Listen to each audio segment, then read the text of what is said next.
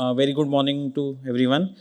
I am Vedant Manore. I am Executive Director at Clean, and it's my pleasure to welcome you all to this session of Converging Policies for Scalable DRE and Livelihoods, where we explore how DRE can be embedded into flagship government schemes and livelihood programs and across national and subnational levels. This is a crucial conversation because DRE will scale faster when it becomes part of mainstream development frameworks, especially not just standalone pilots.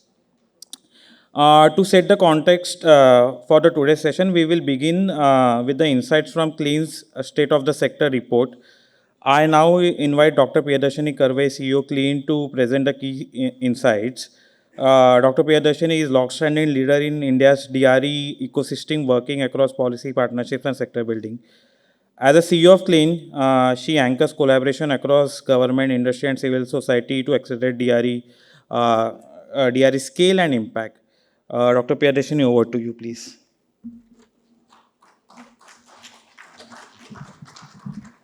Thanks, Vedant. This is the.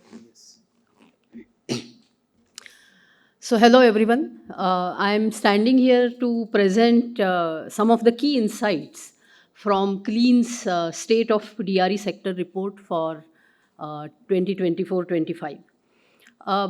This report has been put together on the basis of data that was collected we sent out survey questionnaires to our membership, and those people who responded, that data has been used, and some of the data has come from the public domain. The key insights which have emerged from this analysis, the DRE sector is definitely growing. Productive use of renewable energy or livelihoods based on DRE, that's a new segment that is emerging and growing very fast. Access to finance still remains a challenge. And there is a network of intermediaries collaborating with each other, which is useful for last mile connectivity. That network has also been growing over the years, and we see some emerging trends from the analysis of data collected for the last year. Let's look at some of the insights a bit more in detail.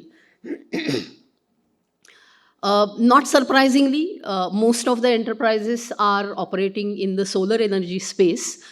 Interestingly, there is an appetite for these enterprises to move into other DRE technologies and also for geographical expansion. So that is a very, very clear sign that the sector is growing.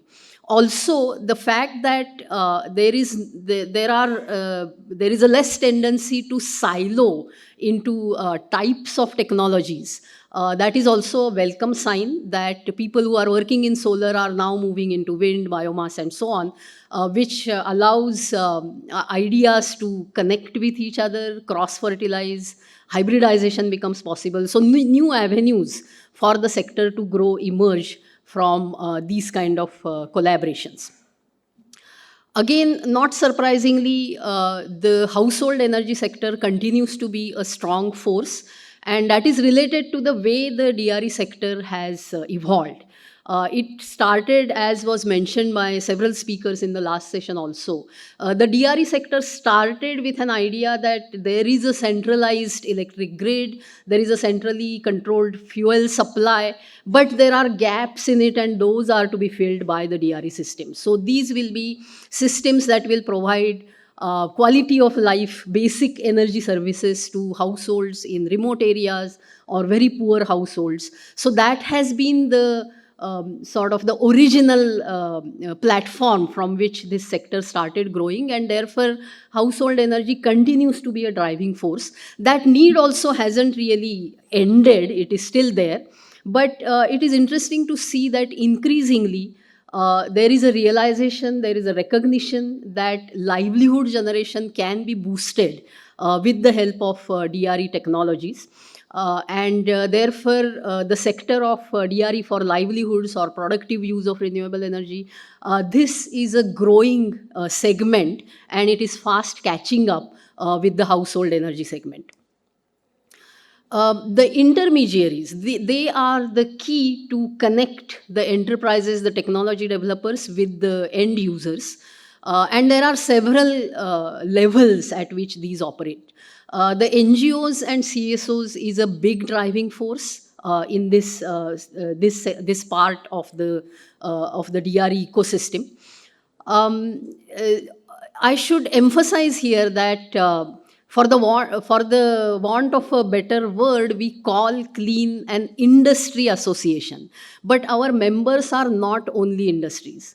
Our members are all these intermediaries which you see listed here. A lot of CSOs, NGOs are members of Clean, financial institutions, academic institutions, skill training institutions. These are all part of the Clean network membership.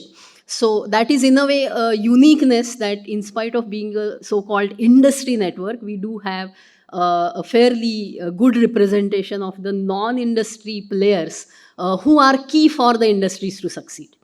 The intermediary networks have been growing, but at a slow pace. There is still a lot that needs to happen in making these networks more robust. Enabling policies and access to finance. These have always been challenges for this sector. They continue to be challenges for this sector. But there are some interesting things that are happening there. So let's look at this briefly. Let's first talk about policies. There have been supporting schemes that have emerged over the last few years from MNRE, which are focused on two major DRE technologies. One is water pumping, solar for water pumping, and the other is the solar rooftop systems. So this support for these two technologies and the schemes and the numbers that have been achieved have provided a big boost to the sector. But decentralized distributed renewable energy technologies is a huge, big bouquet of wide variety of technologies. Only two are getting this major support. So we need similar kind of an enabling policy support for a wider variety of DRE technologies. So there is some progress has been made, but there is still a lot that can be done. Our respondents to the survey specifically mentioned some of the other central government and state government schemes which they have benefited from. Now, these are the schemes that the respondent mentioned, but I'm sure there are several other central and state government schemes that are also helpful. We hope to get more data over the next few years as hopefully more responses will come in. To understand the finance challenge, it is also important to understand the context that most of the players, most of the enterprises in the DRE sector are basically MSMEs. There are a few large players, but they are really very few. And therefore, it is not surprising again that these are mostly self-funded enterprises. So for most of the entrepreneurs in the sector, this is a labor of love and passion. So that's an important dimension of this sector. Now, some of the entrepreneurs have been accessing other conventional financing avenues. There is a very, very direct link between climate action and renewable energy. But in spite of that, very few people in the decentralized distributed renewable energy sector have been able to access carbon finance. So there is a lot that can and needs to happen in accessing a variety of financial sources. As far as the intermediary, and mainly these are CBOs and NGOs, there is an interesting observation that is emerging, that there are very few which are focused entirely on DRE. These are basically organizations that are trying to solve social economic problems of their constituencies. And wherever they see DRE as a solution provider, that is where the collaboration is happening. So out of whatever funding they are being able to generate, a small portion goes towards promoting and supporting the DRE sector. It's just an observation. This is something which we have to keep in mind when we look at developing this intermediary ecosystem. Another interesting and very promising thing which is emerging now is that a lot of the DRE enterprises are working with financing institutions to develop packages for end user financing. This is a very, very welcome sign because, again, because of the legacy of the way DRE has grown, this is one sector which heavily depends historically on donor funding, government schemes.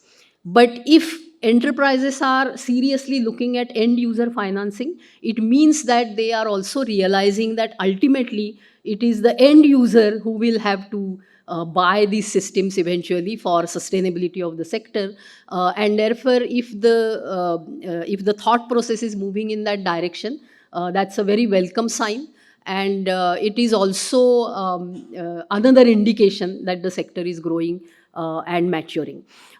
You would have seen from the data that I represented that the number of respondents has been quite small.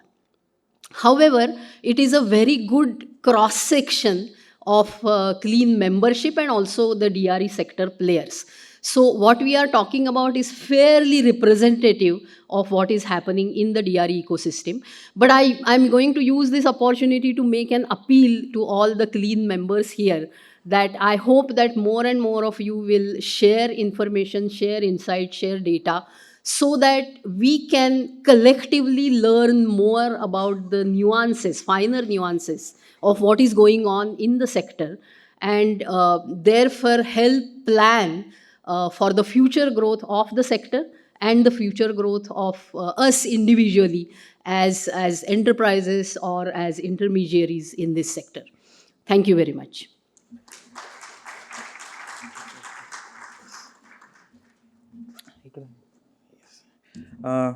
Thank you, Dr. Priyadarshini, for setting the context so clearly through the state of the sector insights. May I please request you to be seated at the dais as you will also be joining for the panel discussion.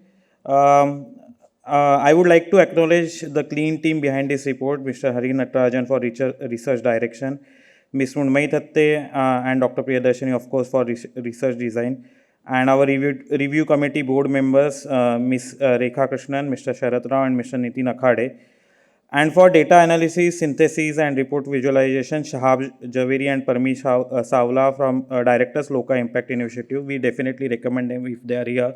The other organization can meet them. I now invite our distinguished panelists to join on stage. First, we have Ma'am Padma Jaiswal, an Indian Administrative Services Officer from 2003 batch AGMUT cadre, working as a secretary to government, to the state and union territories, and currently posted as secretary to GNCT Delhi.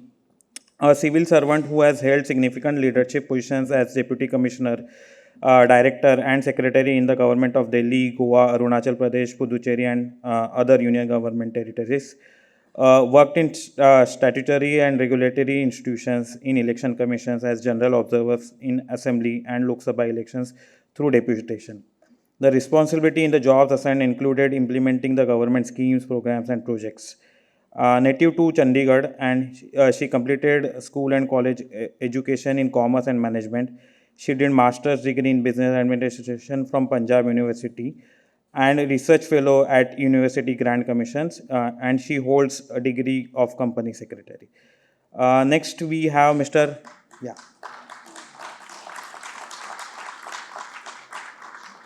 Next, we have Mr. Augustus Suting, Additional Project Director, Sustainable Land Management and Officer on Special Duty, Meghalaya Basin Development Authority.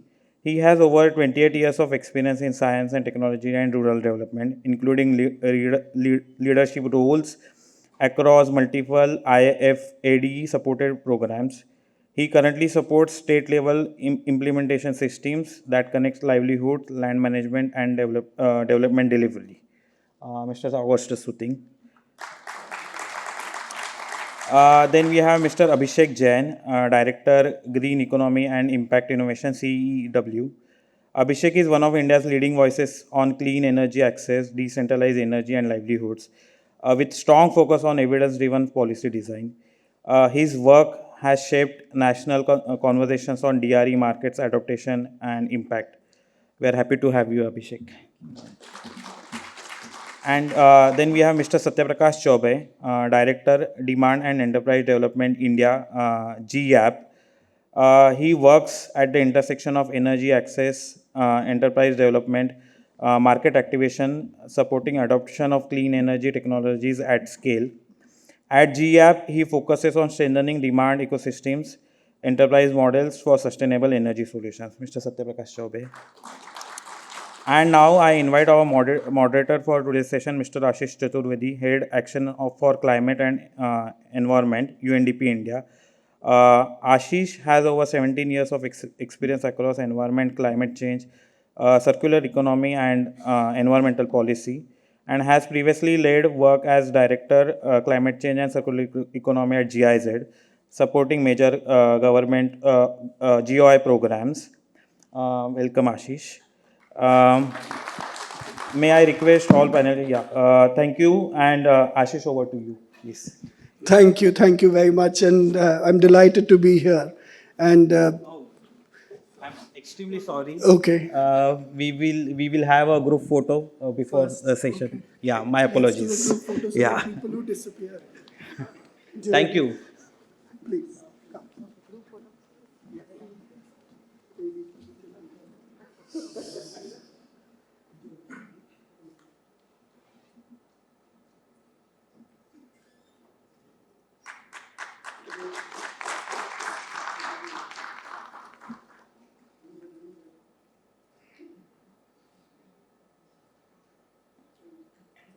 Thank you. Over to you, Ashish. Thank you. Thank you so much. Yeah, thanks, Vedant. And of course, you've done my part of my job so that I don't have to read out the long biographies that you've read out for people who are on the stage. But I'm delighted that we have such a distinguished panel. Let's try and set the context a little bit of what we're going to focus on during the course of this discussion. I think I came towards the tail end of the conversation in the inaugural session, and some of the things that stayed, and what Arunaha was talking, and what Angela told me about the points that she had raised earlier. See, we are actually in a situation where a lot is already happening in this transition from a fossil fuel-based economy to a renewable-based economy. There's a lot happening. And there's a lot happening around the world. There's a lot happening in this country. Significant amount of efforts have been taken by the government, by the civil society, by the private sector in accelerating this transition. And, well, I would call it a transformation, right? We are accelerating the transformation. How do we find place for DRE, distributed renewable energy, in this transformation? It's not as if it's not happening. Where do we give the prominence? It's about, in some sense, packaging, marketing, but it's also about accelerating the expansion in ways that have been going on for at least a couple of decades, if not more. These efforts have been going on.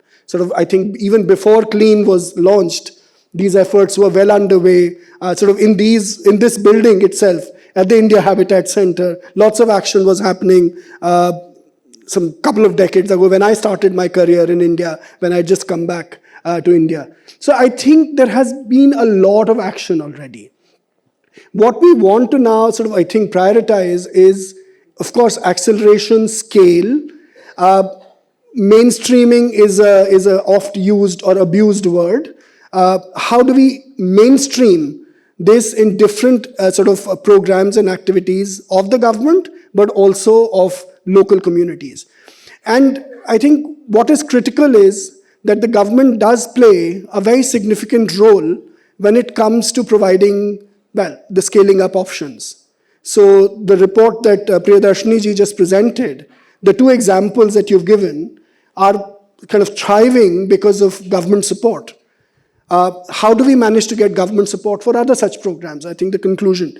So I think it's as much, so although the panelists are going to talk, but this conversation is sort of with each one of you sitting in this room.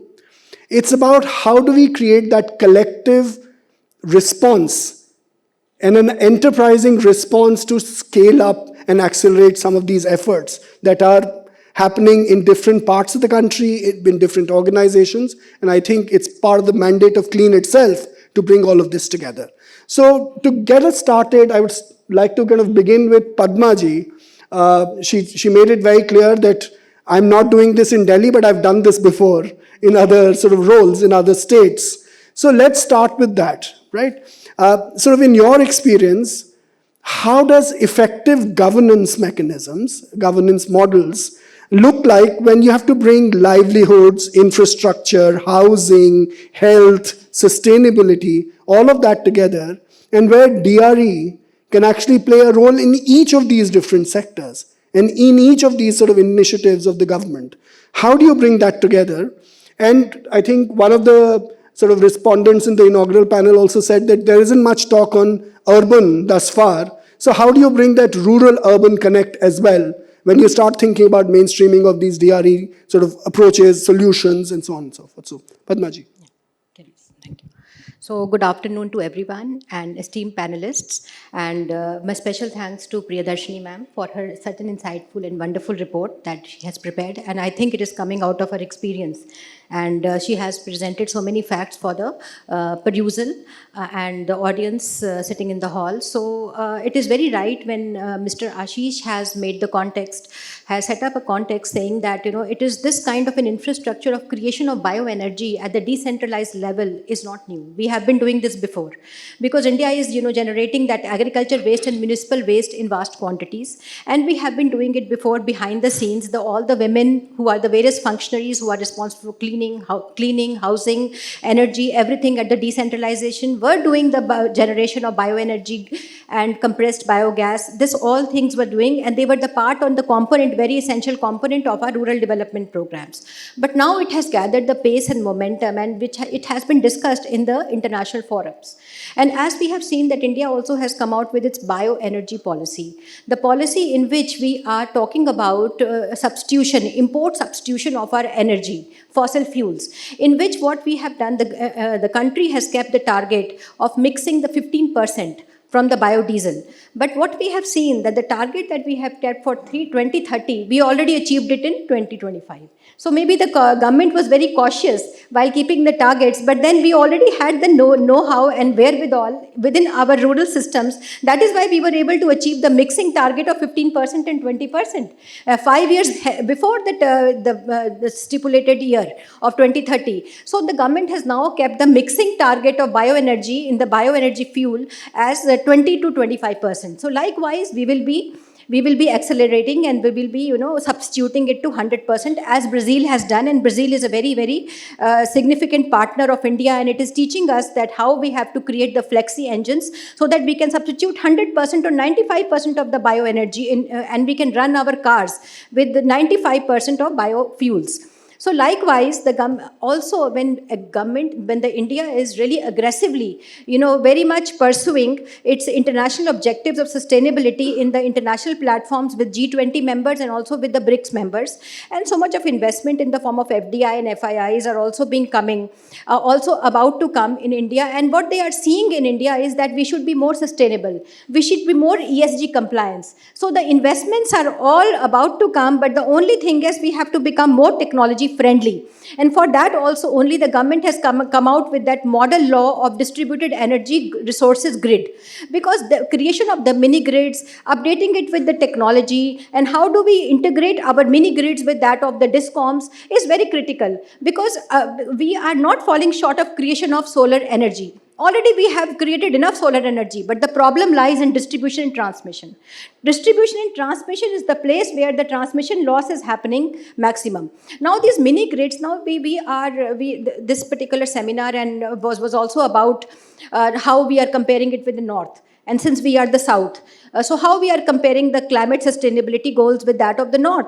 In the North, they are more market oriented. The financing is not a problem with them, and they can price their energy what they are producing from the markets, and they are getting the better price for it. But in India, when we see the discoms are very inflexible, the state discoms are very inflexible. They are working under the pressure and stress of this power purchase agreement in terms of buying the fossil energy and the coal energy. And when it comes to certain mandates which the government has given them to buy renewable sources of energy, 5% of their total production in the form of GPAs, what they do is they do it very less heartedly. They are not very enthusiastic about it.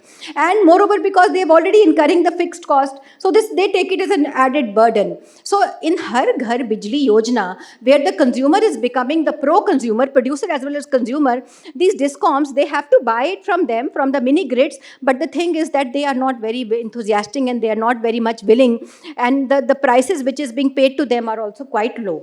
It is not very much encouraging. So likewise, but then I would just like to tell you about the data which the recent economic survey has come out in the before the budget. The economic survey says that our 67 discoms, this year in 24-25, they had gone for the profit of 300 crores from the sustainable and recurring losses of 31,000 crores. So they must have done something good.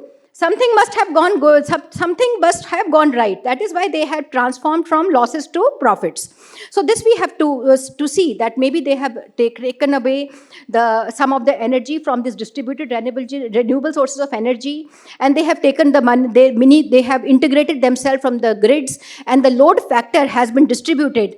So those discoms which were flexible, which are very flexible in their approach, they have been able to register profits. So likewise, this is a very encouraging trend.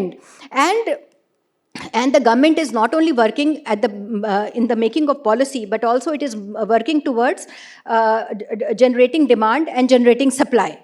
At both levels it is working. But it is even giving incentives in the form of PLI schemes and to our small scale and medium scale sectors, and it is also creating the training programs. But the thing is that still we need to do some kind of work as to how to make ourselves more market oriented, because ultimately it is the price that we get that will determine the enthusiasm, and that will give the motivation to the people to produce more and more energy. And the raw materials, everything is in place. The technology transfers have to take place. But then this is a very productive and very, very insightful session, and I think so there are other panelists also which are contributing, and the discussion is still going on.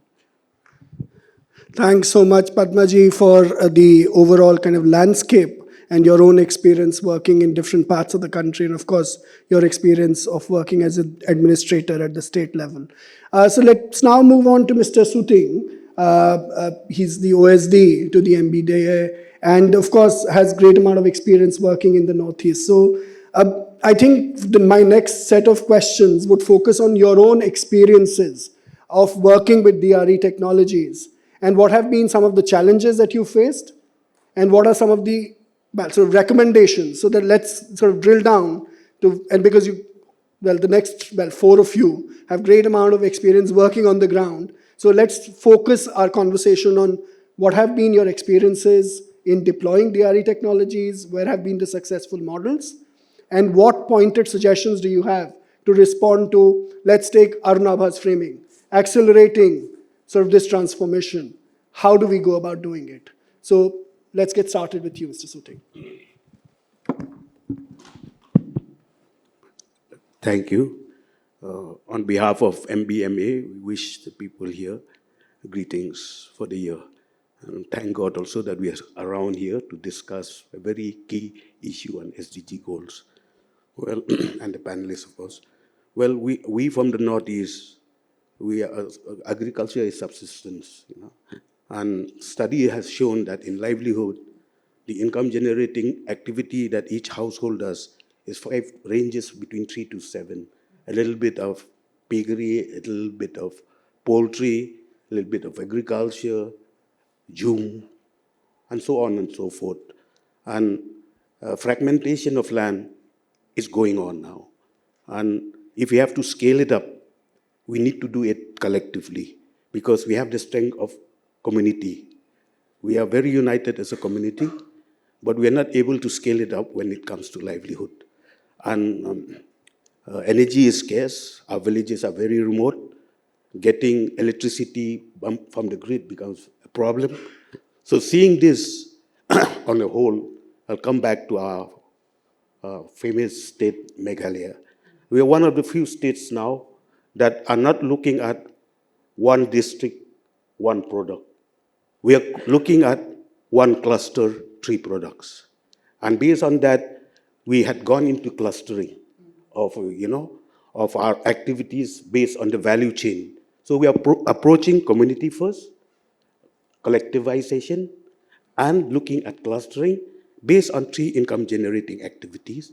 And based on that surplus of products like ginger, turmeric, all this on a value chain approach. And this is the productive end use. And from farm to fork, we need to look at a supply chain where energy is used, be it for water, be it for water. A lot of women suffer on women's drudgery because they have to carry a lot of water. They spend half their time carrying water from below the valleys up to because our villages are situated on top of the hills while our agricultural land are situated below. So getting water up is a Herculean task. And that's one of the cases why we have to put in solar pumps. Second thing is then when you come again back to, though Meghalaya is famous for rain, but Cherrapunji is famous for rain, but I call it a dry desert because in winter, we have to collect water. So based on that, small interventions that we had done, like solar pump portable, we had used a technology of Spaudi from the Denmark. It has worked. And then when it comes to agriculture, drip irrigation, how do you solarize this again? Okay. Then when we come to your agriculture, we have 90 days of cloudy days. We were conventionally slicing and drying our ginger by manually, but with the use of solar, we have been able to power some small innovations. And earlier, our self-help group were, doing, if they do 1 ton a day of powdering or slicing, it's a Herculean task. Today, we are proud to say that we are supplying sliced and dried ginger, turmeric for more than 500 metric tons, a job that is unheard of in my 30 years of experience. This could have been happening only because solar or renewable energy has reached a stage of maturity. But then when it comes to access to finance, we have a lot of problem because banks are not bankable. They may say so in podium like this, but when it goes down to the grassroots, it becomes difficult for them because it's not, you don't have that critical mass to pay for the EMI. So what we did is we look at partners like Clean, like Selco Foundation, CSR funding, where certain percentage comes from the community, certain percentage comes from CSR funding, and certain percentage comes from loan from microfinance institute or from banks. And to do this, access to finance, which is the main Herculean task for any enterprise to fructify. It's the state government has set up a livelihood finance company, which it gives help to community at interest-free loan. We have a corpus fund of 100 crores. And with that, we have used it. And because of this, today we have 525 cooperative societies. We have more than 3,500 village organizations of SAGs and around 1,000 cluster level federation, all registered as a community-based organization under the law. Because funding SAG becomes very difficult when it comes to large processing or investment. So one of the key lessons, and we are the first in the Northeast to have done 55 solar-powered cold storage of 5 metric tons in our market. It's unknown, unheard, but we still have a problem. The problem is we want to go lower because that, in a business sense, it will not work because, as I said, agriculture is based on season. So we have pineapple in one season, but we don't have any produce to keep in the next season. So when it comes to this, we need to, again, downscale technologies. for 1 metric ton to 2, which is still not there in India. And that's how we need to work together. Sure. Both the R&D institution, the universities, the startup, the innovators, to see how best we can take technologies to the grassroots in such small, fragmented states or tribal states or mountain people, right from Uttarakhand up to Meghalaya. Sure. And the other thing that we need to look in as a policy matter is to look at for the context of the Northeast is look on a value chain approach. High value, low volume product. We are by tradition organic. I won't say by default, by tradition. And today the market is for organic produce. Sure. And that can only help us if we have a very strong policy on renewable. Then the other key issue that we face is in Meghalaya. I'll talk only Meghalaya because if we can solve the problem in Meghalaya, you can solve the problem of all the Hindu Kush area. Is that we have 90 days of cloudy days and your solar doesn't work then what happens? So in 90 days of the solar during the monsoon, we need to look at hydro project, mini hydro project. But in India, I'm sad to say, we don't have any mini hydro project that is working. Very few in Arunachal, in Uttarakhand, you have the watermills, the garats, but you don't have proof of concept in the Northeast. But we have in Meghalaya 1,000 odd villages which can be powered by mini hydro project.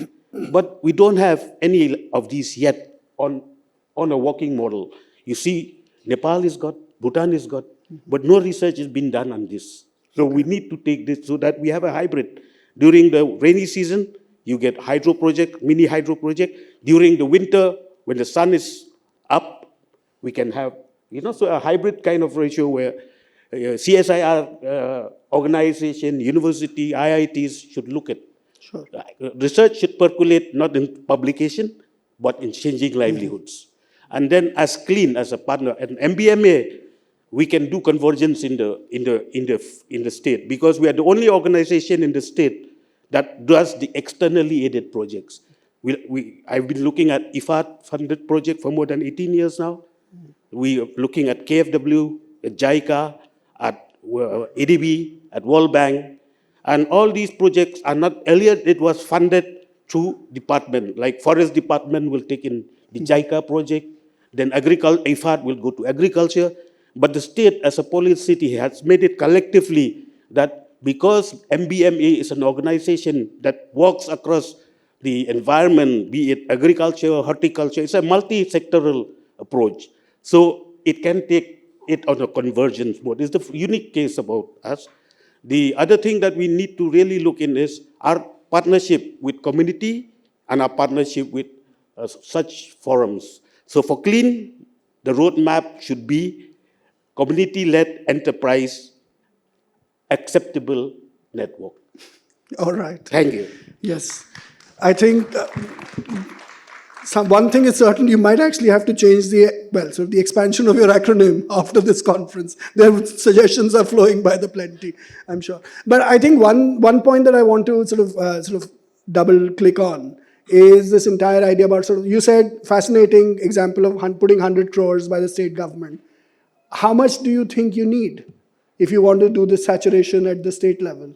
Is there an assessment that you've done? Man is a bundle of ones, Sorry? Man is a bundle of ones. Yeah. Finance also is a bundle of ones. So we had 100 crores kept for this purpose as a microfinance. That is the cap that an RBI gives. So if we have to go in, today we set up a collective for cooperatives to fund. It's 1,000 crores. Sure. So that's our limit. We take it bit by bit. Yes. Because out of 100 crores also, how much will come back, we still don't have a clue. Because we're saying access at interest free. And we give it to collectives. Because we cannot give to an SAG. Yes. There are a lot of funding for SAGs, but very few funding for cooperative societies who are between 1 to 3 years of maturity. Sure. After 3 years, when the annual report comes in, the bank balance comes in, then the bank can fund. But between that 1 year to 3 years, Even for NGOs, it's a Herculean task to get Absolutely. funding. So Yeah. that's Thanks very much. And of course, thanks for kind of articulating the approach at the state level. The MBDA itself is an innovation as well to anchor a lot of these EAPs, the externally aided projects. So Abhishek, over to you. Pretty much the same sort of ask that what has been your experience? How do you have you seen anything working in convergence at scale? And what would be your recommendation to accelerate? Yeah, thanks, Ashish, and good morning, everyone. Good afternoon. So I think, of course, the DRE now has gone through a journey of not being a standalone solution, but more and more getting embedded into either livelihoods or healthcare systems or education systems. And that's why the phrase DRE for development makes a lot of sense. In our experience, the convergence have worked in small isolations, and a lot more dependent on the individual officer who is approving the application at the local level, but a lot less structurally, institutionally.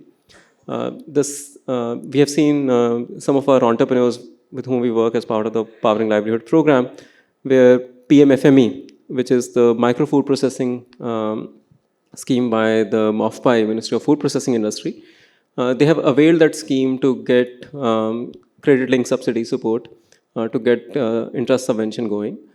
But the same entrepreneur may not be able to unlock it in different states. Depending upon the local officers, sometimes the banks who are ultimately approving the loan would say no or yes to the same schemes. We have also engaged with the Ministry of Agriculture and Farmer Welfare, MOFW, where we are trying to leverage the AIF, Agriculture Infrastructure Fund, because that is another scheme to enable post-harvest processing in the country. Now, there again, as such, the scheme is available for all kind of DRE solutions, but there is no explicit mention. And that's what creates the confusion at the local level. That, okay, can I use the scheme for a solar or can I not? Because there's no explicit mention. And we worked quite closely with the ministry up to the secretary level. Eventually, what they managed to do was put social media posts through the ministry's own handle to say that, yes, these solutions are possible, available. There's no government formal notification which would go to the states, but at least there were social media posts that were done. So we need to actually work a lot more closely, and we have been working with MNRE to formally write from MNRE's desk to these alternative ministries. Because at the end of the day, livelihoods are not something that MNRE has the on-ground machinery, right? It is the NRLMs and SRLMs. It is the horticulture department. It is the food processing departments and so on, who have the on-ground machinery to actually enable livelihoods. And they understand the rest of the value chain around the livelihood. Where is the feedstock going to come from? Where is the raw material? Where is the skilling enablement? Where is the market access? So to expect that, okay, MNRE would be able to solve this end-to-end is an unfair expectation and will also not work effectively on the ground. Where we are looking at actually opportunities, can we enable convergence with the existing schemes of other ministries? Where, let's say, today the level of support is equal whether you're putting a diesel-powered machinery or you're putting a solar-powered machinery under PMFME, under AIF and any other schemes, right? But we're saying, can there be a differentiated level of support, which incentivizes and signals to the end user that, okay, if I'm going for solar or I'm going for a DRE solution, there is a better subsidy support or there is a better interest subvention, etc. And that's where the convergence between the two ministry schemes have to come in. Like, but we are trying to work with MNRE is, can we have a standalone scheme which will only be converged with existing deployments of the other schemes? Like if there is an application in PMFME, if the regular loan would have been at, let's say, 6%, can the loan be at 3% because there is additional support coming from MNRE? Or the subsidy is, regular subsidy is 30%, can this be 50%? Because, so that is not easy to do when multiple ministries get involved, but this is where we are trying to move towards to actually enable convergence in the DRE space.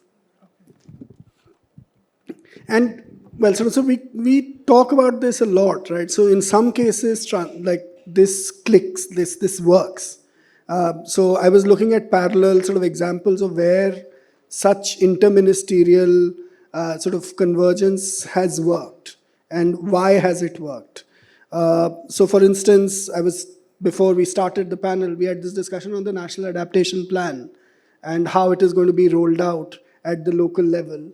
There has been sort of a lot of discussion with the Ministry of Environment anchoring. They have very little money, right? So I think all of you would know their annual budget is like 3,000 crores, the Ministry of Environment's entire budget. But what they've managed to do is bring all the nine different working groups together, then talked about financing with the Ministry of Finance and NITI coming in together as well. Have there been any efforts like that that you're aware of at the national level? Because we had this policy, when the policy was announced, there was a lot of talk about convergence, about structures. But has there been any effort? Because, or are we barking up the wrong tree and maybe we should focus only at the state and not at the national level? So just sort of thoughts. No, I think there has been effort. In fact, the policy also, as you said rightly, formally mentions the role of convergence. Yes. Under the chairmanship of the Secretary MNRE, there have been 2 or 3 different consultations over the last year and a half, where different ministries have come forward in terms of what is it that is possible. But that has not really translated into actual action on the ground. I think that's where the gap is.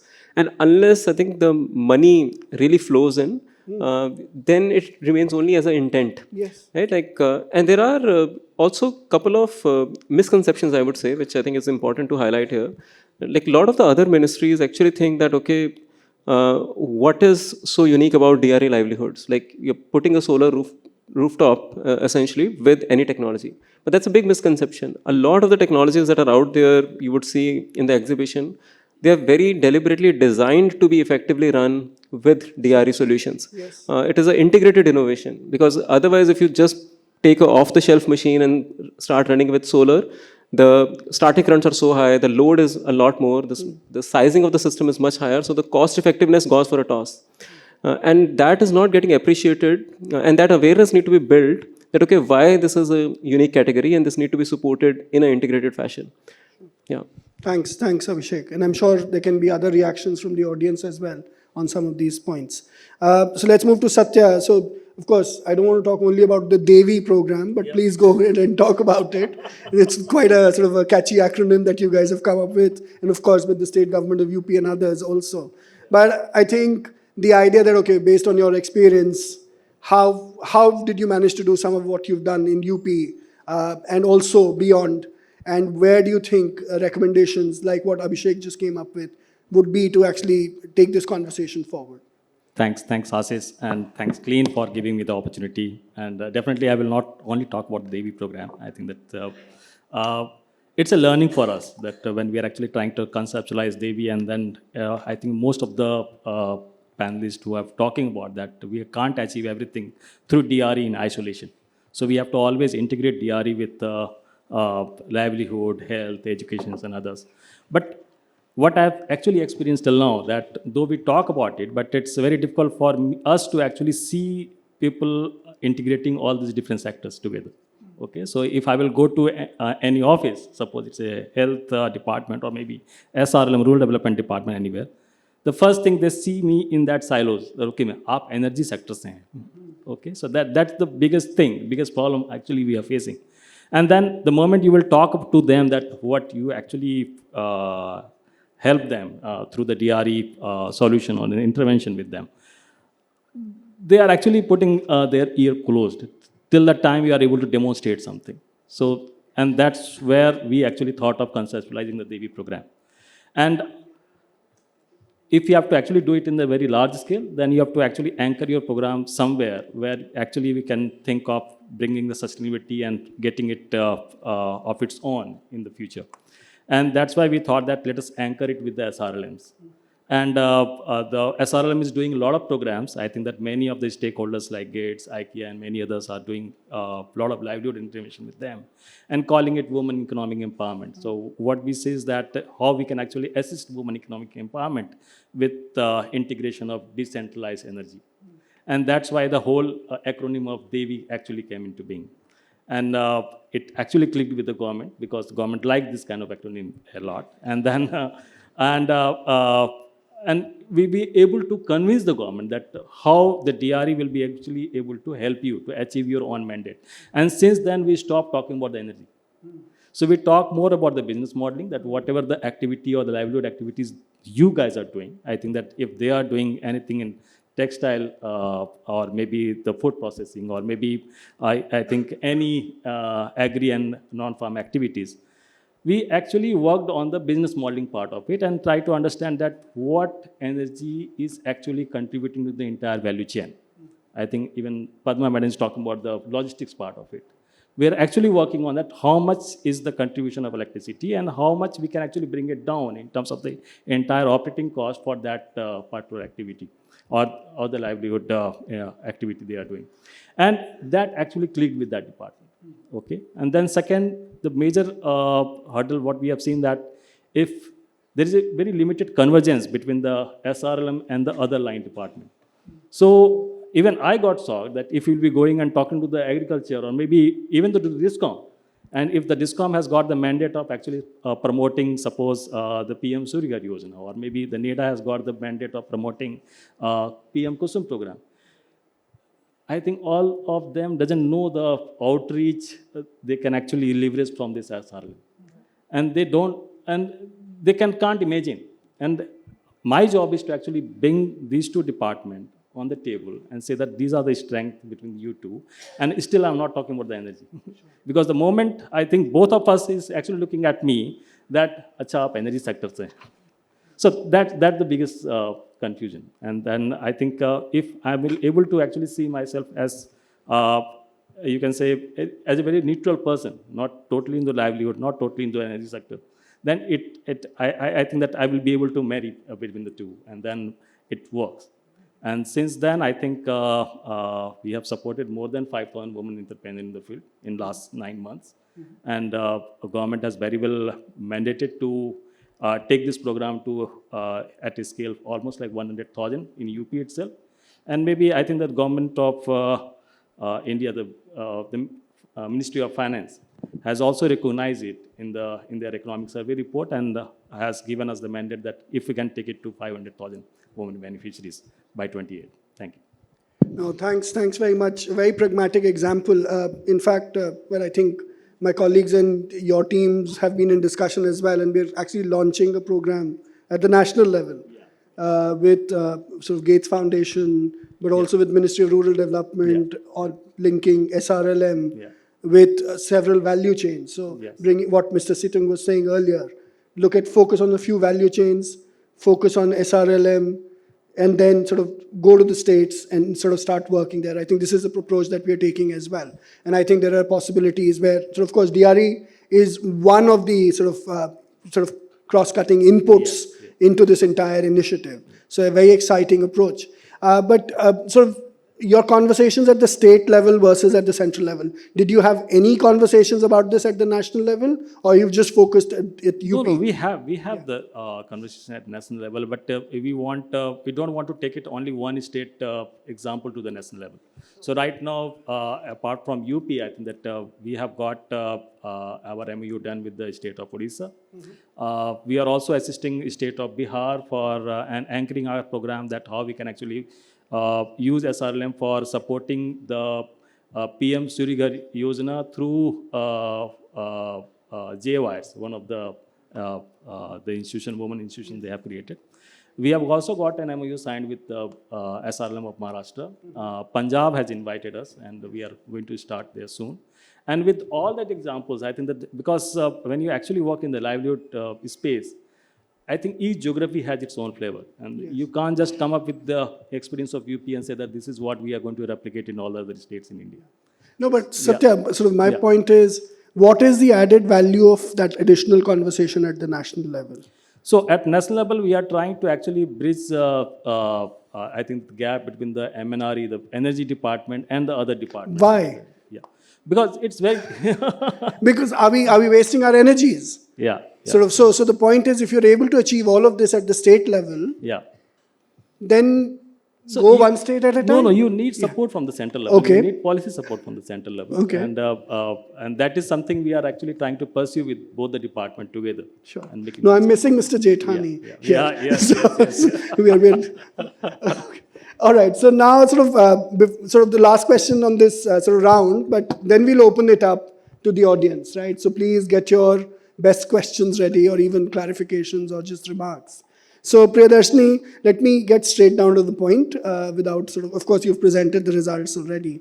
So a lot of concerns raised by government officials about after-sales service. What happens? Somebody installs, runs away, pata nahi kya hota hai, the asset is lying unused. We have our own sets of experiences, all of us, of things getting installed but then sort of not getting used. So what are some of the steps that Clean is taking to enhance this sort of confidence building measures, to like a sort of a diplomatic phrase, but also address this perception, right? So thank you for that question, and that sort of addresses the elephant in the room, because this is a major trust issue for the sector, that lots of systems have been distributed, numbers are quoted that 100,000, hundreds of thousands, but then how many are in operation 2 years, 3 years, 4 years, 10 years after being distributed? That's a very uncomfortable question for the sector, but we have to take it head on. And that is what we are trying to do at Clean. There are a couple of ways in which this can be addressed.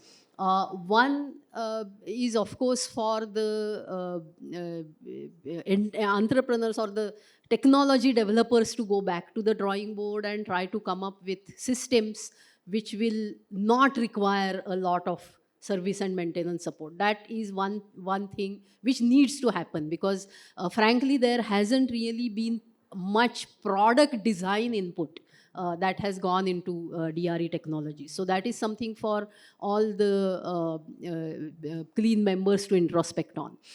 The second thing is that one of the challenges is really a logistical challenge. Because DRE systems traditionally have been looked upon as gap filling. So we don't really have enough density of systems in one location to make it economically viable for an entrepreneur to have a local service center in operation there. So we feel that that can be addressed if we actually increase the density of systems in a particular location. And we are sort of trying an experiment in Mohoba district in UP with the help of Gramonnati, where the idea is, first we did a needs assessment, what kind of technologies are required in that district. Now in the next step, we will try to increase the number of systems in operation in that district, which will then allow all the non-competing vendors of multiple technologies to come together to build a multi-dimensional dealer cum service center, which will then provide the necessary after-sales service also. Because right now what is happening is every single entrepreneur trying to build this entire supply chain is not working. But if you have somebody selling solar dryers, somebody selling biomass stoves, they are not competing with each other. They can work together to create a single service center. So that's the kind of a model that we are experimenting with there. So these are the couple of things that we need to work on. But from the perspective of policy support for this kind of an ecosystem to evolve, I think a lot of the government schemes and even donor-driven projects also focus a lot on numbers. And especially for like central government will have a certain target which is distributed all over the country. What we need is a more focused approach, and along with numbers there have to be quality norms for the systems to be met with, and allow the entrepreneurs to factor in the service and maintenance costs long term in designing the scheme. And then keep it a mandate also for them that they have to keep the systems running for a certain number of years. So some changes are needed in the way the schemes are also being designed at the government and donor level. So that would be our ask from MNRE to try and drive schemes in that direction. And it was heartening to see that this conversation did come up yesterday at MNRE, and Mr. Jethani also is of the same viewpoint. So we feel very hopeful that we will move in the right direction. Yeah, so in that sort of, for instance, the two programs that you highlighted were things, so that approach Yes. kind of works because Kind of you works, have yes. one asset, one type of a product, you've installed it. So are there examples of those types of sort of products which can be done at a national level or at a regional level? So we have to understand that decentralized renewable energy technologies also address localized problems. And therefore, there is always a customization and tailoring that is needed at the local level. So we have to look at this sector, how it is growing from the local level. So I would ideally like to see a district as a unit for creating a program which addresses the specific energy needs of that district, both from the quality of life perspective as well as the livelihoods perspective, because each district has its own challenges and its own opportunities. So if that is being done, then really the role of MNRE or central government ministries, as earlier was also being said, is more of a giving a framework, a policy framework, which then has to be operationalized with specific technologies at the state and district level. If we have that kind of a collaboration across the right from district level government machinery up to the central government, I mean, it's an idealistic situation, but why not ask for this kind of a collaboration? At least something will happen. So that is the way we are looking at it. That No, we have this conversation a lot, sort of, well, in smaller groups. This is precisely the challenge of adaptation versus mitigation, yes. right? So DRE is also about resilience. Yes, right? So exactly. adaptation solutions are also very localized, need to be, and that is why sort of government at the national level or state level will struggle to actually launch a massive initiative Exactly. which solves the problems of the entire country. But I think the inherent problems of scaling, like where will be that unicorn who comes, if we do we even actually have to bother about them? Yeah, in And fact, think, I personally feel that this whole obsession with scale is Yes. overrated as far as the Thank you DRE very sector much. is concerned. We have to focus on solving grassroots level people's problems. And if problems are being solved, it doesn't matter whether companies are earning crores of rupees or whatever is the number of systems being designed. This is an entirely different sector from the large scale RE. And that distinction needs to be recognized and needs to be made. Abhishek, you want to come in, and then yeah. So Abhishek and then Padmaji, and then we'll open it. No, I just wanted to add a couple of points, I think, building upon what Priyaji said. I think one is that there are ways in which we can think of clustering, which is, in the market language, you would say market segmentation.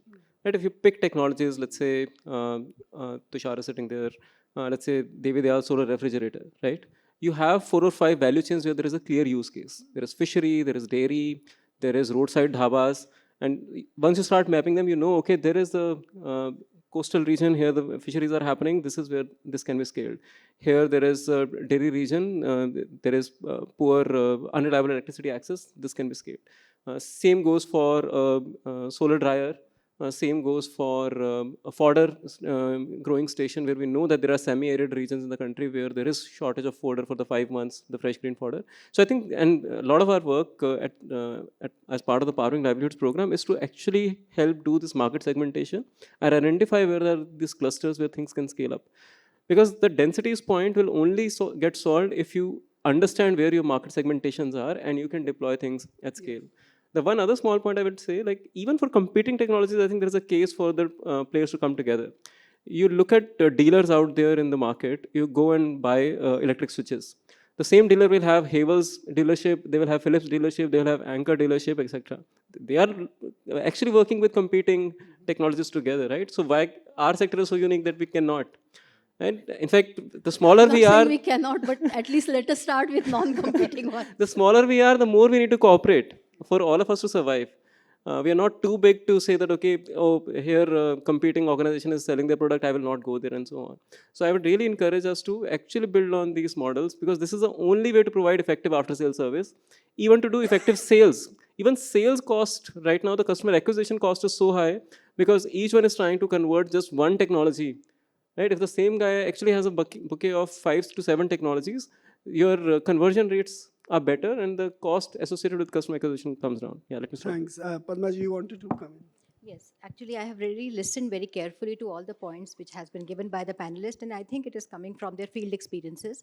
But when I was a secretary cooperation in government of Goa, so government has launched the scheme of buying the ethanol from that sugarcane producers. Now, what people started doing in a peaceful manner was that, they will focus on the quota which is declared by the government, and then they will produce the ethanol, the fresh sugarcane, the ethanol out of the fresh sugarcane, which can be put to use to so many things. And then they will just, they will install the machinery with so much of capital outlay. And then in the name of bioenergy and to be and sustainability, what they will do is that they will produce bioenergy out of the sugarcane in a very, very unsustainable manner. And government is focusing on circular energy, circular economy, where you have to process all the waste and you have to make the zero waste. But then we will be focusing only on that commercial aspect of the thing, and not in the sustainable and holistic manner, and not in an integrated manner, in a very, very peaceful manner, piecemeal manner. So this is not how we can make the primary units of our functioning, of our where the lower level administration is going on, sustainable and self-reliance, and it is resilient. It has to be like, for example, if the quota of the government of bioenergy is not declared, because agriculture policy is very transient, it depends upon climate. So if the government has not been able to declare the quota for buying the bioethanol, then you can use that particular energy in other means, in also production of so many other things, which should be self-sustaining. So like this, I would like to say that comprehensive plan is the need of the hour. One should not make it totally on the manner of piecemeal nature. Now, I would just like to allude the point made by Mr. Augustus, that he's saying that that when half of the time it is raining in Maharashtra, in Meghalaya, and then whatever the solar energy that they are capturing, it gets just wasted. So yes, that is the intermittent nature of these kind of renewable sources of energy, and therefore we have to design, and we have to arrange for some storage solution, which can come only after we will just import some kind of, or we will learn some kind of technology solutions from the service providers. And moreover, funding is not an issue now, because this is a very multi-pronged interdepartmental issue, how we should empower the lower level functionaries. Now, Ministry of Corporate Affairs, what they have done, they have modified the definition of CSR. Now, those corporates who were incurring the profit, they just not only are required to contribute towards CSR funding, but also those who are having it is now totally based upon the net worth.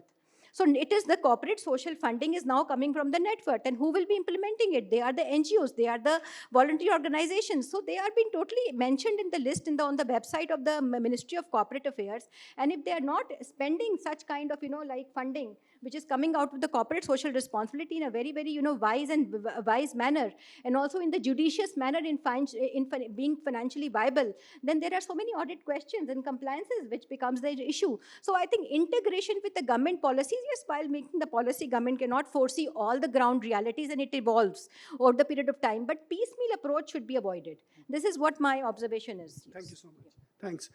So let's open it up to the, Mr. Situng will, but if I can see a show of hands, so one here, one here, one here. We'll take first three, and then, first round 3 questions, and then we'll come. So if you can get the microphone to the gentleman there, to my right.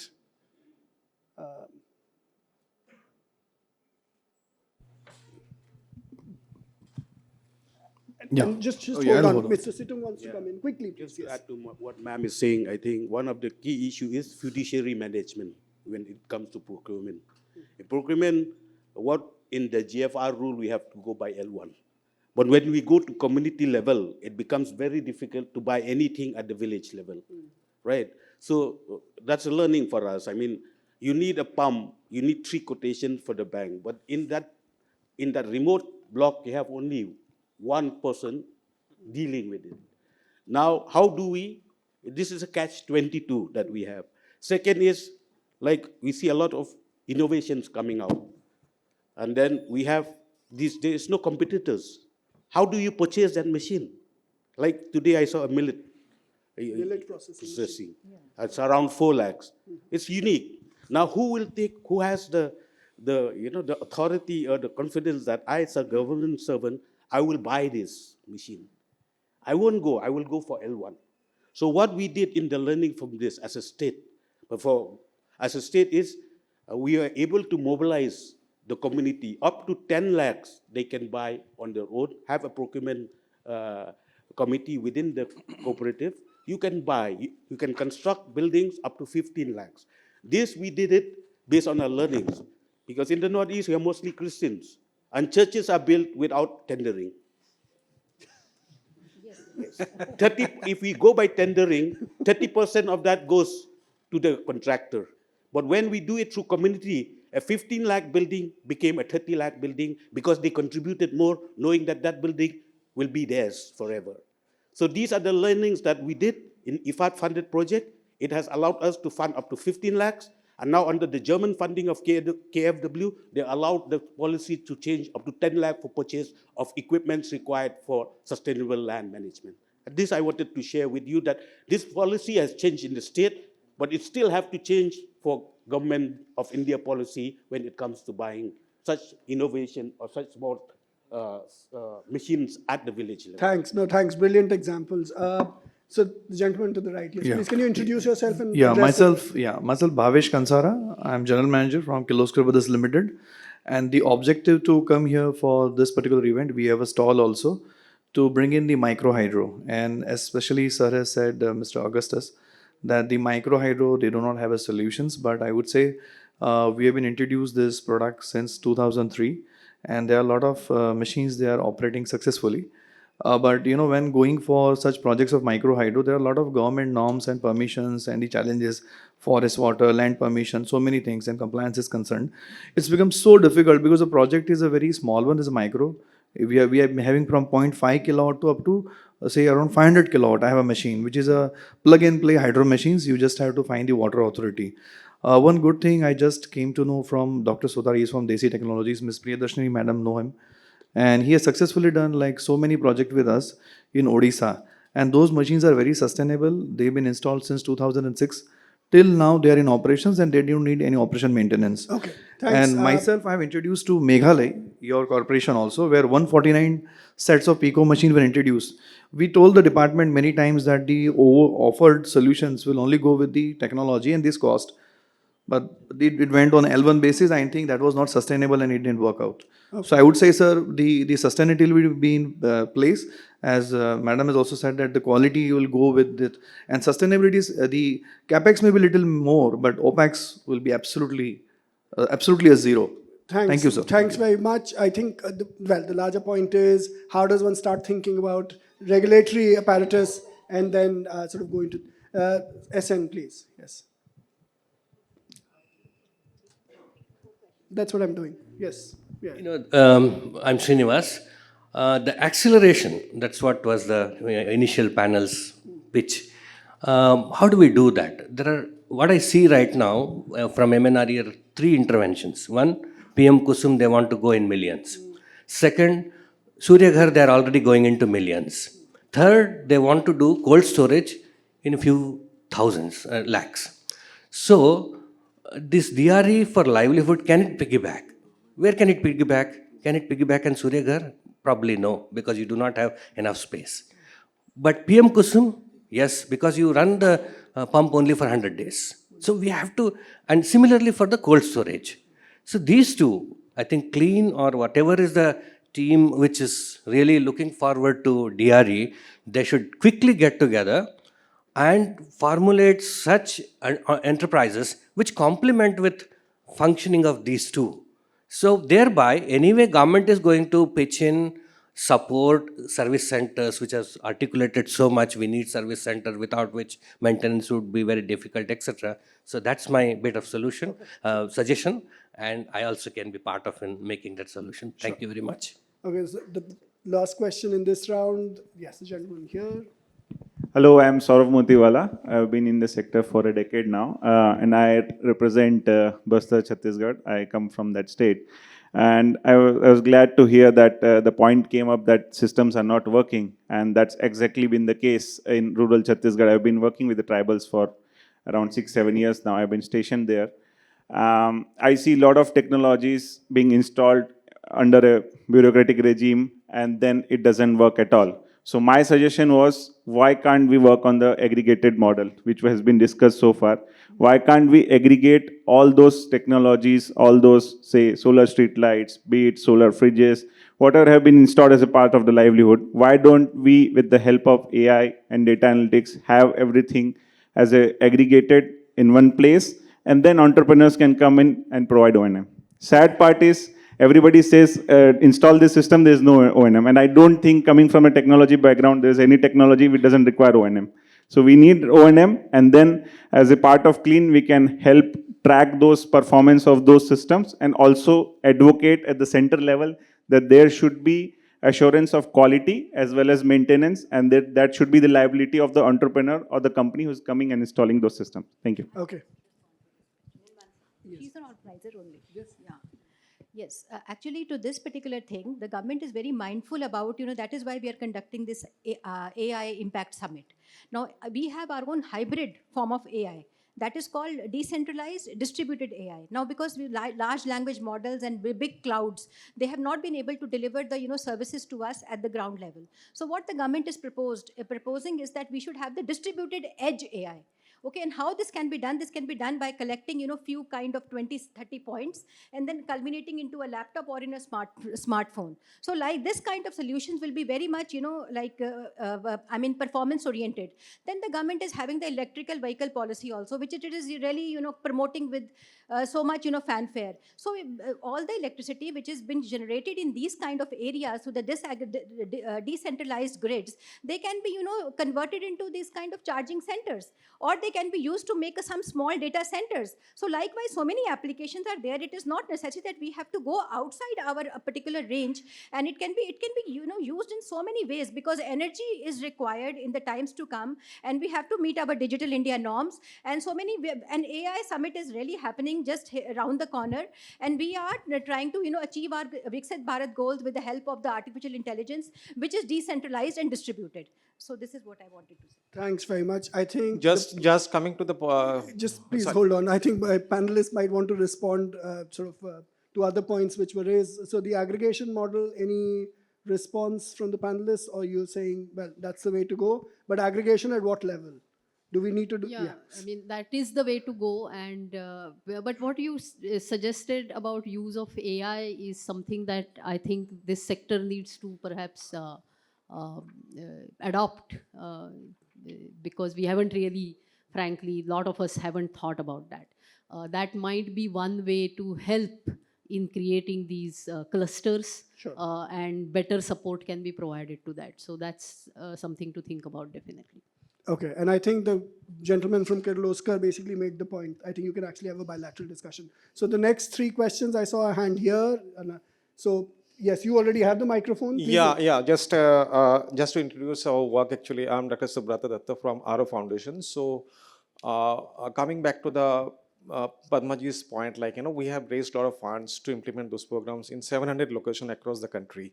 So we have installed almost 20,000 street lights, 10,000 home solar lights, and also we have water reservoirs, drinking water reservoirs, which is completely operated by solar power. So that is around installed 2,000 places. So that's what. Okay, thanks. Please do raise a question if you have. Otherwise, there's a lot of networking opportunity during the day. Yeah. Yeah, thank you. Myself Satya from Seva Jagat, Odisha. We are the Selco Foundation grassroots partner.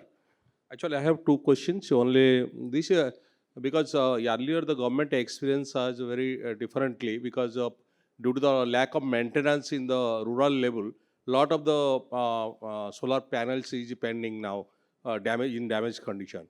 So we have to look after the maintenance aspect in the grassroots level, because the service delivery should be in the doorstep, like in the block level.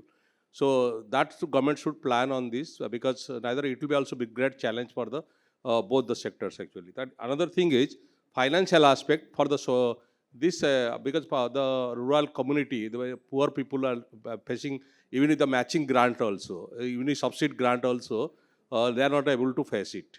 So the bank, there should be instruction to the bank. Local bank is not financing much for this. So there should be a special instruction. So at least people should get this bank loan for this, for the matching grant, maybe 20% or 30%, what are the amount actually. Okay. There should be a scope actually. Thank you. Thank you very much. And finally, the question here. Second row first. First, no, behind. Ma'am, she raised her hand first, and then I'll come to you. Thank you, Ashish. So 2-3 points. One is, Ashish, your question about is 100 crores enough? So Clean has been regularly conducting district level needs assessment for energy. And giving the example of North Garo Hills, sir, so we had tried to put it as a project, so I know the number offhand, so it's about 8 crores. For 8 crores 8 crores. for powering a large part of the livelihoods in the district. So 12 districts, we know the math, just as a norm. The second thing is on micro hydro solar. So as I'm representing WEFT, but a long-term associate of Clean. So WEFT and NBRT had done this micro hydro solar hybrid systems, and we have 2 of these running, one in Manipur. I just rechecked with the team. Both are running in Orissa and in Manipur. So I'm happy to share more details with you. And the third is a big policy disconnect, didn't come up today. Free power in many states can be a challenge. Of course. Ma'am, give you the microphone because this is the last round we have. I've just been told by the organizers. Very good afternoon. Myself, Dr. Renita Dubey from Urja Gram, India. I'm the Executive Director in Research and Development of Agrivoltaics in India.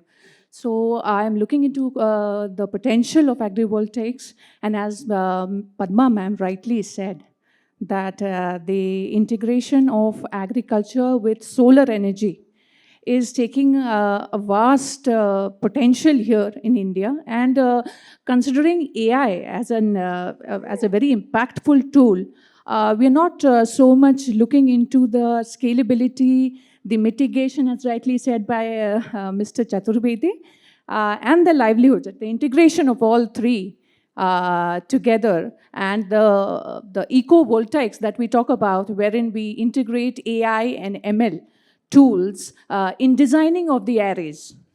So this is one aspect I would like to, and there's a lot of disparity between the policy issues and the frameworks at the present moment, and we really need to integrate all these factors together so that the farmers, the solar energy organizations, and people working in the sector are integrated, they are integrated, and the community as a whole takes part in it.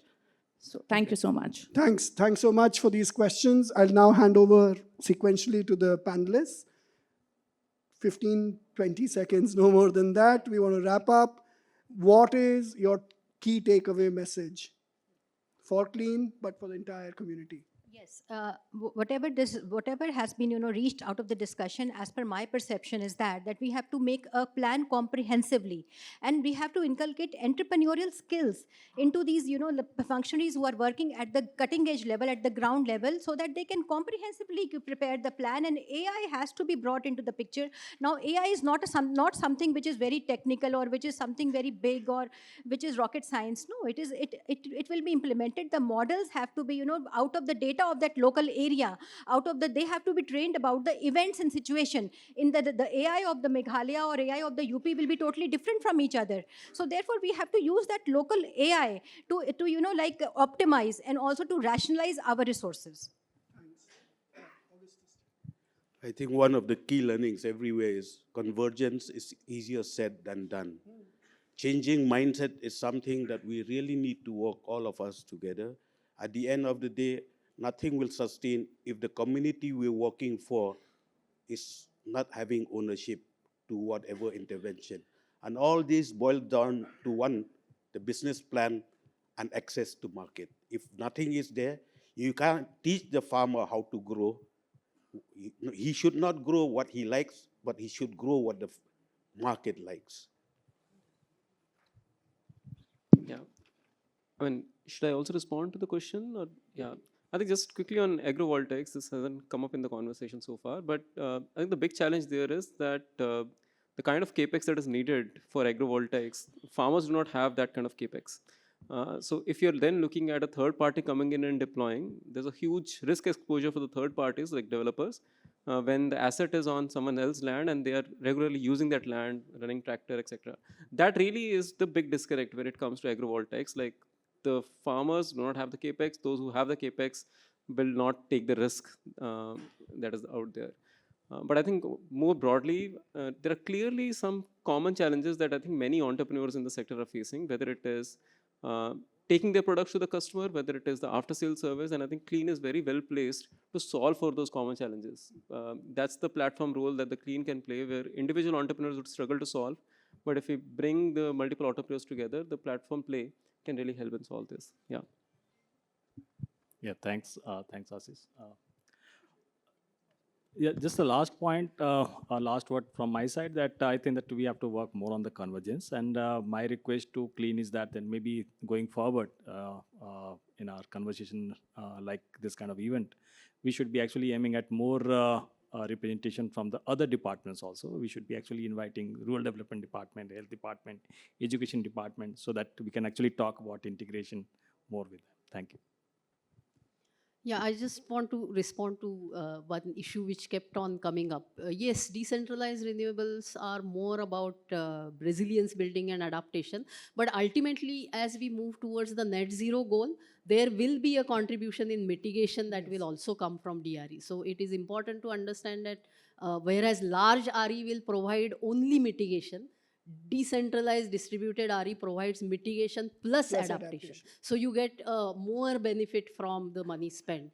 And therefore, I feel that as now the local carbon market within India is emerging, we need those market rules to be more favorable to DRE systems. And in general, for all kinds of decentralized climate solutions, that will provide an additional boost to the sector, and we definitely are advocating for that from Clean also. Thank you so much. I've asked them to sum up, so I don't need to. But thank you so much for this participatory session. Thanks very much for the insights to all the panelists. I think the fundamental challenge that we are talking about sort of accelerating the use of solutions, but also creating the contribution to a mitigation and adaptation agenda collectively, is something that this sector can actually really champion and push. And of course, there are very many entry points. I think throughout the conversation, we found that we could have a lot of allies if we just change a little bit of the language that we use. I think this is something for me is fundamentally important, that language can actually be a big barrier to building up alliances. And I think in this case, the alliances can be built across many other sectors. And I think we should actually continue to push that going forward. So a round of applause to my panelists. Thank you so much.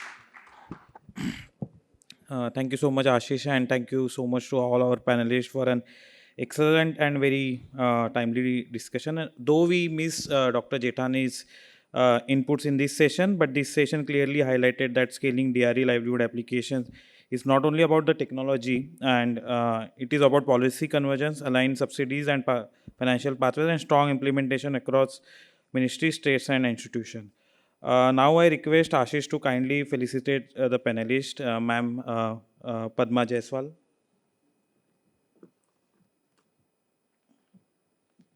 Yes.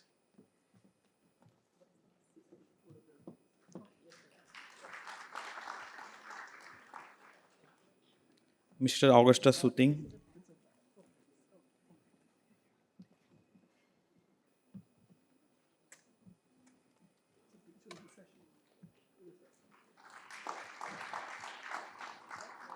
Mr. Abhishek Jain.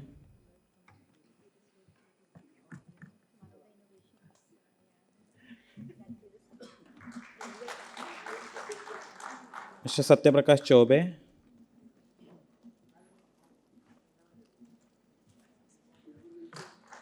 Dr. Priyadashini Karve.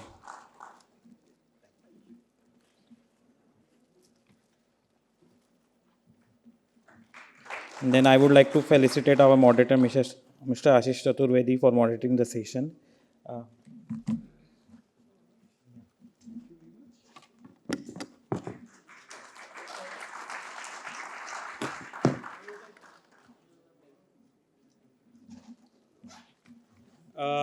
Okay, I think now, thank you everyone, and we will now break for the lunch. I would request all the participants to head to Charminar area, just outside the Stein Auditorium, where we have lunch, and then we come back here at 2:15. We have session on European Union and India private partnerships, and we have delegates joining from Europe today, as well as we have in-person delegates in India representing both the sides. So please also a request, let's keep tab on our times. So let's come back at 2:15, please. Thank you.